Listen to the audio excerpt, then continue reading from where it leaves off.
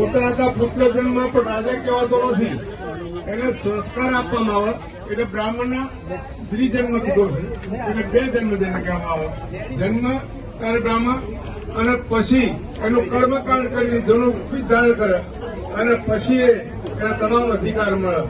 દક્ષિણા લેવાનો અધિકાર મળે, એને શિક્ષણ આપવાનો અધિકાર મળે, શિક્ષણ લેવાનો અધિકાર મળે. કારણ કે યજ્ઞ કરવો અને કરાવવો, દાન લેવું